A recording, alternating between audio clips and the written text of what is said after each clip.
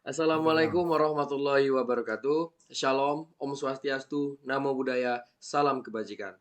Tabi pun, kami dari kelompok 4 TPB 33. Di sini kami akan memenuhi tugas mata kuliah fisika dasar, yakni Research Based Learning atau RBL, mengenai hukum Bernoulli, penerapannya pada cerobong asap. Selanjutnya, Anggota kelompok 4 terdiri dari Selvi Eliasari dengan NIM 122360037. Kemudian Mikhail Ginta Ginting dengan NIM 122400038. Selanjutnya Ajira Eka Dewanda dengan NIM 122400039.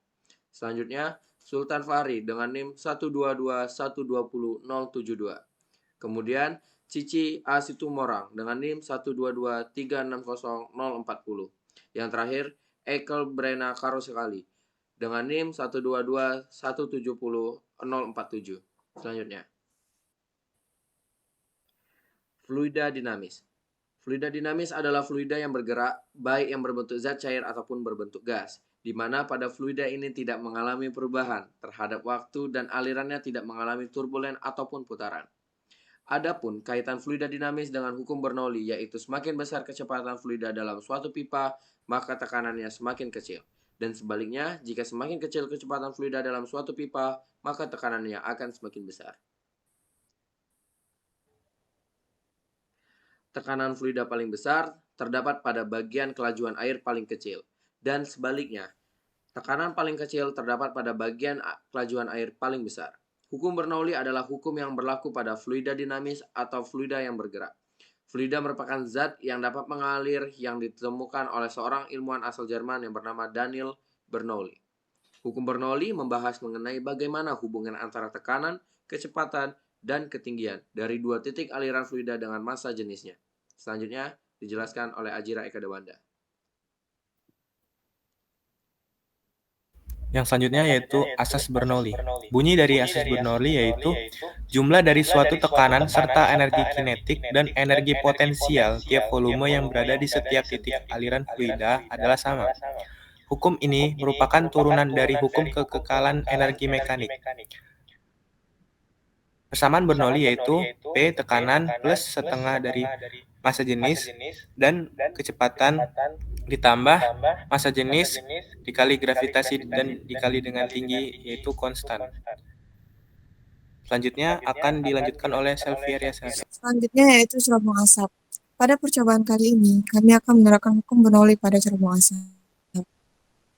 Pada bagian atas cerobong berada di luar ruangan dan terdapat angin yang berembus di bagian atas cerobong. Akibatnya, tekanan udara yang berada di sekitarnya lebih kecil.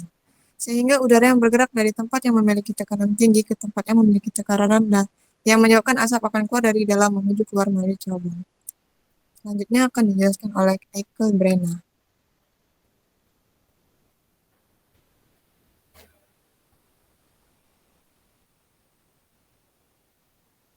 Cerobong asap adalah suatu struktur untuk ventilasi keluarnya gas atau uap yang disebut dengan asap keluar atmosfer dari boiler untuk pembakaran tungku kompor atau perapian lainnya.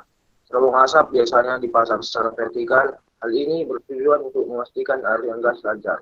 Cerobong asap biasanya dapat ditemukan pada bangunan pabrik atau lokomotif uap. Selanjutnya akan dijelaskan oleh Cici Situmorang.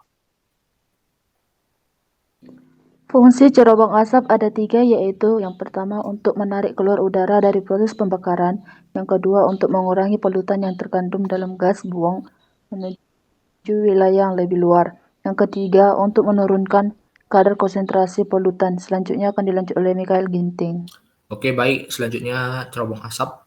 Penurunan persamaan Bernoulli untuk aliran semacam garis arus didasarkan pada hukum Newton kedua untuk gerak, yaitu F sama dengan M kali A.